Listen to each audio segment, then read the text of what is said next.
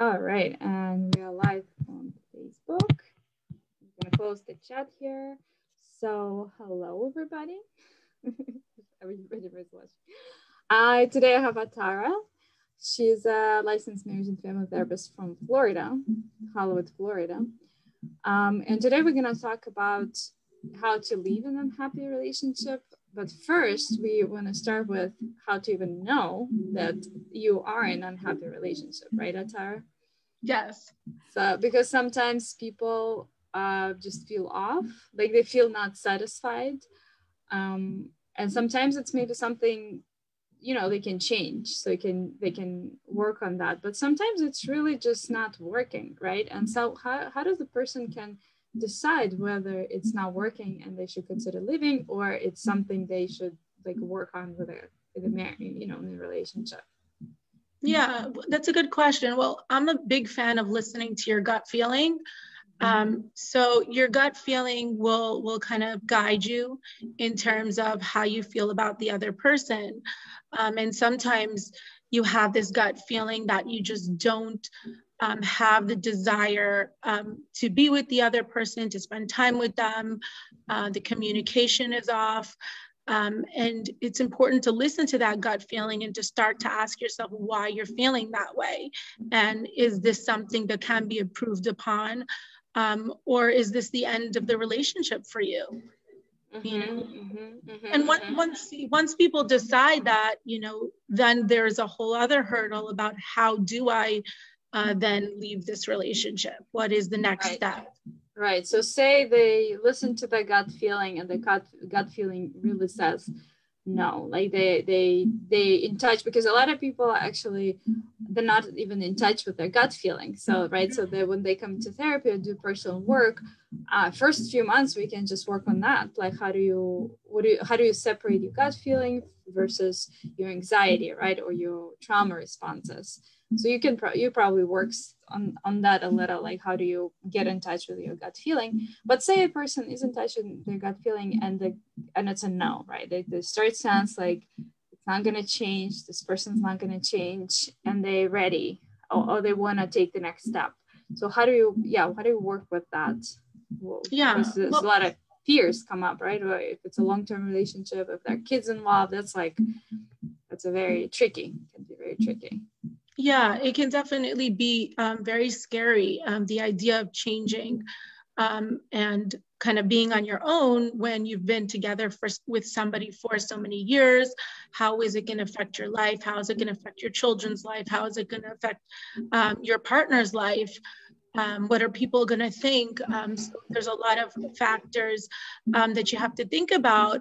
And I always start from a place of helping the person feel empowered, giving them the skills and the tools that they need to start making those changes, picturing what they think their life could look like, starting to formulate a plan of what they would want to do after they left the relationship, where they would live. And sometimes if it's a marriage, then there's, the legal process of divorce, which I help a lot of clients through.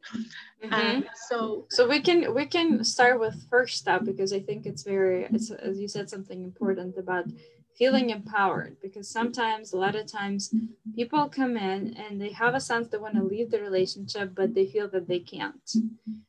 And they have a lot of reasons, right? They can tell you a lot of reasons why I can't. So they would come in for a long time just to sit in this dilemma and this ambivalence, right? It's like when we do parts work, I do parts work. So it's like I reflect that a part of you really is ready to leave, but there's another one that's not, and we kind of sit in the space, right?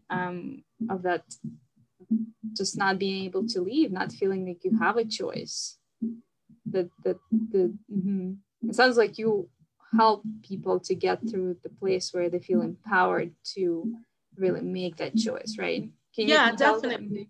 Yeah, well, it's very much a normal part of the process to kind of be back and forth until you make that final decision. That's just a part of how it goes for many people. And so what we do is, I also really love parts work. And so I always tell people, like, you know, if a part of you is feeling, you know, unsure, acknowledge that part of you. It's okay. It's okay to feel unsure. Let's explore that. Let's explore what, you know, what we go through all the different fears, and we talk about, you know, like, for example, a fear might be, well, how am I going to be on my own financially? And we talk about a plan. And that's why I say that this plan is so important, because it helps people feel like they know what to do as the next step, and that they have this plan in place for when they decide to leave the relationship. So there's many steps involved until that point. You know, feeling secure.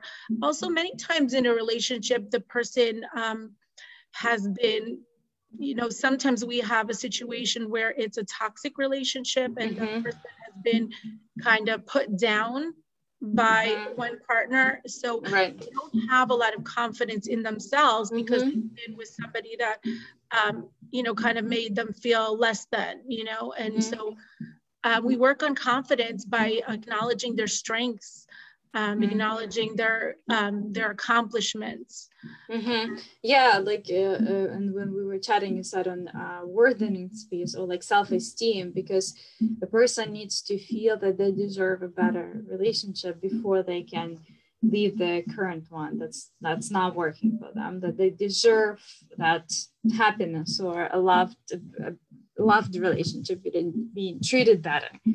And so that the inside, I always say that our relationship with our partner is a reflection with our relationship with ourselves, right? Definitely. So would you agree with that? Yeah, for sure. Yeah, and so in order for us to leave the bad relationship, we kind of need to change that relationship with ourselves, right? First. Yeah, you know, many times I'll encourage the person, you know, when they're at that point, to have some separation from their partner, so they can really gain perspective on the relationship and what was unhealthy about it, because it's hard to recognize unhealthy relationships when you're in it, especially if you're in it for such a long time. You don't really know what a healthy relationship is supposed to look like, or what you want for yourself. So many times I encourage that distance from their partner, to be able to gain perspective on what they want for themselves. Right. And a lot of times, like you said, it's not like we are modeled in our society, like definitely like in our families. I don't know, I'll speak for myself or people around me, just what I see. It's very hard to come across like what like a therapist would consider like a healthy relationship, right? Or like maybe it's just my kind of worldview, but it's, you know, I haven't seen much of that, even with like my friends, especially family. And if you haven't been exposed to that, it's very hard. Like, how would you know if you never seen a healthy relationship? So even in movies, it's just not, you know, it's just not something like we can pick up on easily from the culture. Yeah, it's true. And, you know, many times when I'm helping people in a relationship problem, oftentimes I'll work with the individual on relationship issues. I don't, so, you know, sometimes I do couples, but many times I'm working on an individual level. And, you know, I always encourage communication. So, for example, I may encourage the person to approach their partner with an issue. And if they're telling me, well, I don't feel like I can approach them, I'm I'm afraid of their reaction, it never gets resolved. Well, then I'll point out, I'll say, in a healthy relationship, we don't need to feel afraid to approach our partner. You know, in a healthy relationship, we don't have to be nervous about bringing things up for fear of causing a reaction. You know, so I'll point out what are the aspects of a healthy relationship, just kind of help the person recognize along the way some of the red flags that are going on in the relationship. And it's a very slow process. And this is for the person that really has not come to terms. They know that they kind of, that the relationship is not great. They don't really know why. So, when I encourage them to, engage in healthy communication and, there's ambivalence, then we have to explore that. Yeah. And it's sometimes it's hard to know whether a person, because I also work mostly with individuals actually on relationships. Oh, yeah. And sometimes like I'm always aware that, the person might present like in a case where they feel afraid. It's possible that this person, it's like their fear, because it wasn't safe in their family. That's gets projected on this partner. True. And then we working with this fear, right? But if they work through this fear and they feel like it's okay to ask, their needs are important, and then it's still, the other person still reacts in a way that makes this person unsafe, then we kind of know that that's the other side, right? Because it's right. Yeah. I'll always say, well, what would happen if you did, ask your partner or bring things up, and then when they tell me the answer, it kind of gives perspective on the relationship. Like sometimes I'll have situations where the person, will say that when they communicate their needs, it gets turned back on them all the time. So the person is just not taking accountability. And that is normal for a relationship. But if this is a pattern over and over where the person is, never takes responsibility and kind of turns it on them, then you have to ask yourself, well, what's going on here? Is that person willing to change? Is that person willing to go to therapy? Are they willing to work together as a couple with a therapist, or do they continually not take responsibility and blame the other person? And if the answer is that they not willing to change it, not willing to work on it, because so many people, like see a lot of people who come in and they say, my partner doesn't want to go to therapy, right? And so the partner, then it's their job sort of like decide whether or not they're gonna accept it, right? And just to say, yeah, that's how my life is gonna be now with this person, or leave. Basically, that's and if they decide to stay, then they kind of resume the consequences, or assume the consequences. They say, yeah. That's probably not going to feel good when the person cannot take responsibility and be accountable, and then probably my kid's going to be affected. So it's it's a big decision, basically. Yeah, and even sometimes, many times the person is hesitant to go to therapy, and so eventually they do decide that they'll try. But if they go to therapy and they're not able to recognize some of their own behaviors that are contributing to the relationship, then it's like, well, where do you go from there? Well, and some people go to therapy just to say that they went, and they're not really, they just to show that the partner. Exactly. And sometimes in therapy, they'll be able to kind of figure out that they don't want to make the relationship work, or the opposite. Many times people are also just afraid to hurt the other person. They may know what they want to do, but they're just so scared to put the other person through pain. And if they have children, especially, because essentially you're changing, the course of your whole family's life by making this decision. And that weighs on a person. And that's why, it can take years to come to terms, with the decision. Right. And we work with guilt a lot, right? Because they feel there's a lot of guilt involved. And I always encourage people to follow their truth, right? And yes, the decision is scary, and on their own timeline, of course. If they're not ready, it's going to take years. If it takes years, it takes years. We usually, once they made that transition and on the other side, they like, oh, well, feels better. Yeah. And I always like if an issue can be worked out, like I would rather have couples stay together. I think the divorce rate, I just looked up another day, and it's 40%. I don't know if it fell down from 50. It's still pretty high, 40%. Yeah.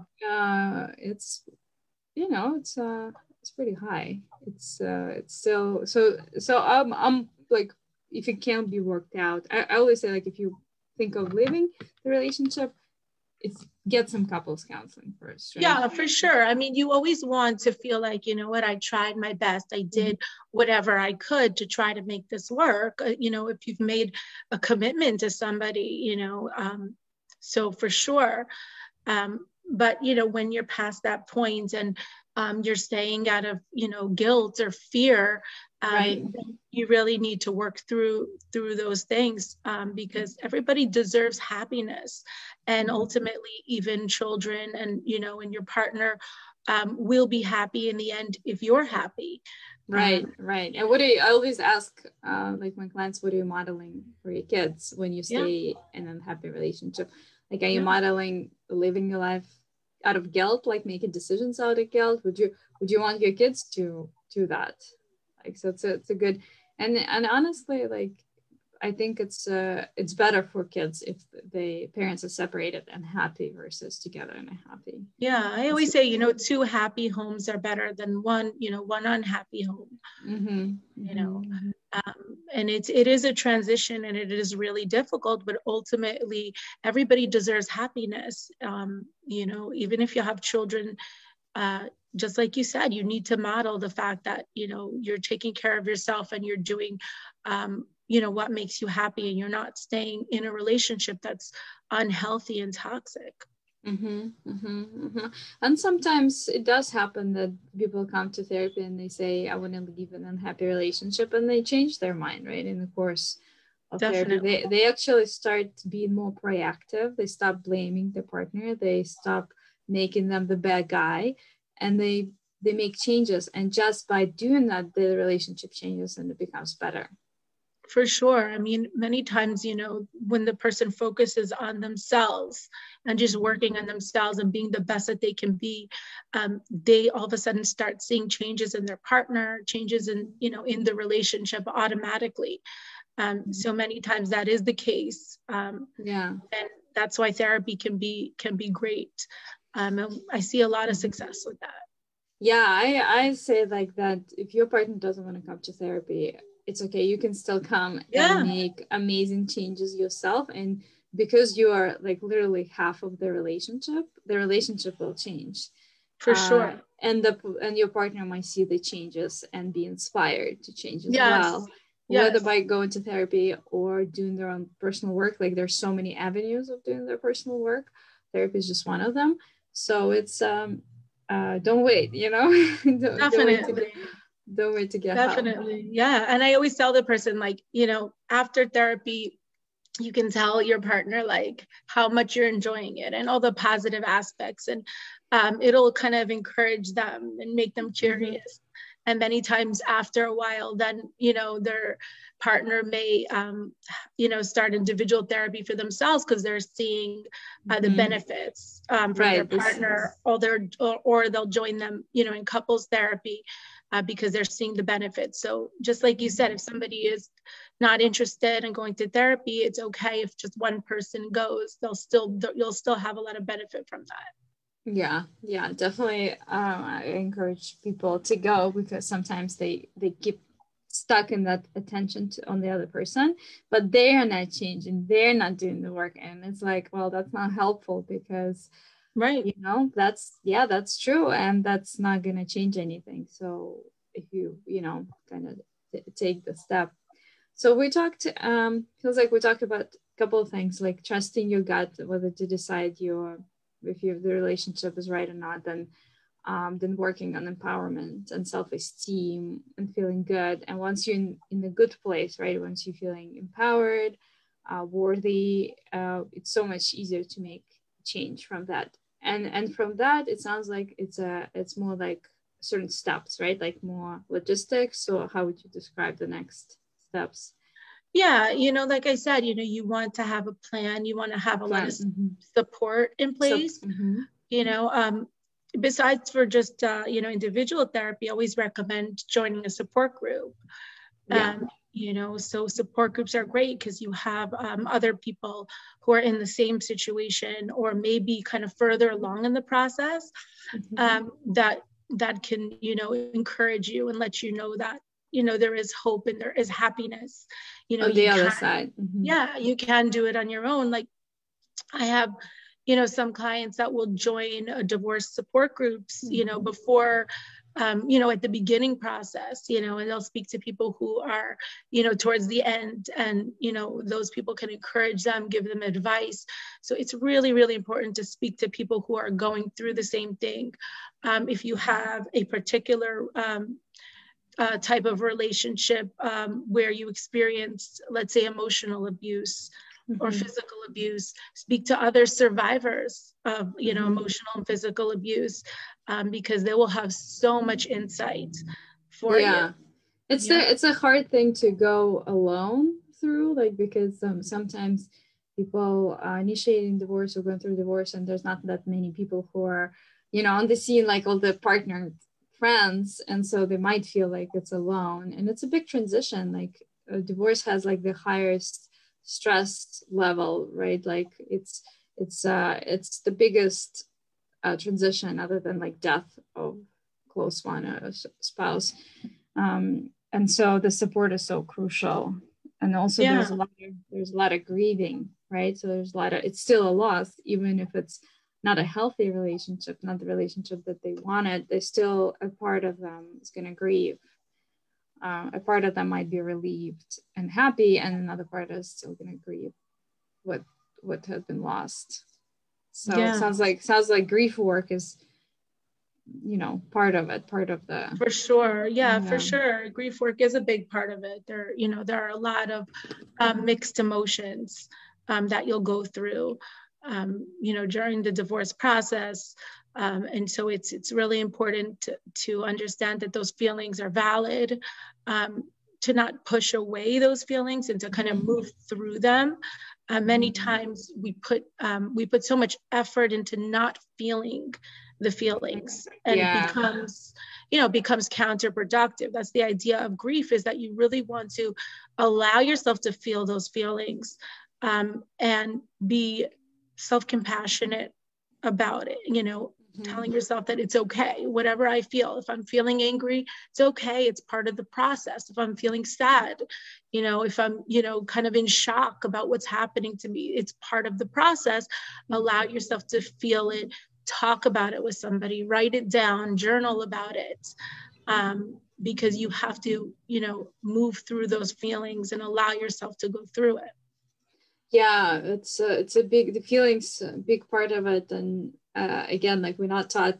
I always say like, oh, it's great if schools had some like emotional intelligence or feelings classes. So we learn it as a skill to feel and kind of channel our feelings, because so many people don't know how to do that, right? And when big emotions come, when grief comes with a divorce, and they just get stuck in it and stuck with like being afraid of the feelings and suppressing, and again, that's what we do a lot of the therapy, of just open space for feelings with the support. I would say at least, I would say give yourself at least a year, right? Or would you say more, to go through the transition?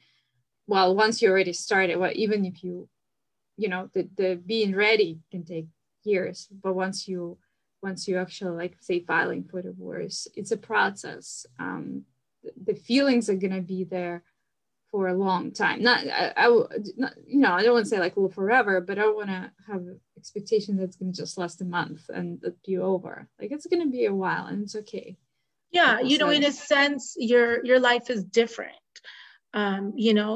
Similarly to to like a death, where it's almost like you're starting a new life. And so you have to get used to this new life. And that does take a very long time, because you're getting used to a new life. You're saying goodbye, to your old life. You're learning, to live a new life essentially, and it definitely takes time, for sure, a year and and beyond, but it gets easier over time. It definitely gets easier. Yeah. I see that with clients. It takes time, but they figure out how to navigate their new life, and ultimately they find happiness, and many times they'll find a new partner, and feel better. yeah.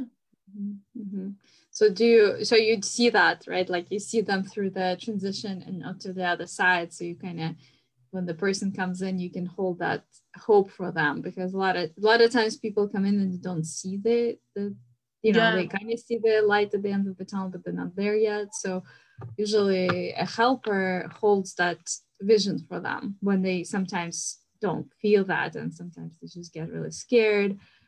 And that's also, I think the feelings doesn't always mean that you're doing something wrong, right? Because some people come in and they say, I want to divorce. So when like closer to the decision, they start having big feelings, fear, sadness, and they sometimes think, oh, it means that I don't want to do it. And sometimes we still want to do it, but it's like, yeah, it's big feelings going to come up. Like the fears of change going to come up. It doesn't mean that the change is not what you need. It's normal, right? Yeah, definitely. Accepting the that it is a scary situation, and fear is a normal part of the decision-making process. Right. And just because we're fearful doesn't mean that's not the right decision for us. It just might mean that it's new and it's uncomfortable. Right. Or it might trigger like a childhood situation, right? Like if you've been abandoned, or your parents divorced, and all the feelings start to come up. So it's my trigger. Yeah, I would say like childhood stuff always, not always, but often triggered with something like this. Yeah, definitely. And as far as feeling like hopeful that you can get used to this life and be happy, that's why I always recommend support groups, because you can speak to somebody who has been in that situation, and you can see people who have kind of gone through the process and are now happy and used to their their new life, so to speak. I run support groups through Sesh. Oh, you do? Yeah. Sesh Therapy, they have all different types of online support groups. Oh, okay. I'll post. Is it SESH? SESH. Oh, okay. I'll check it out, because I have people often ask me like, if I know of any support groups, and I don't have like a good resource. So yeah, I always recommend, people to, to join. They have it's all licensed therapists running different support groups throughout the day, all different time zones. And you can choose the one that works for you.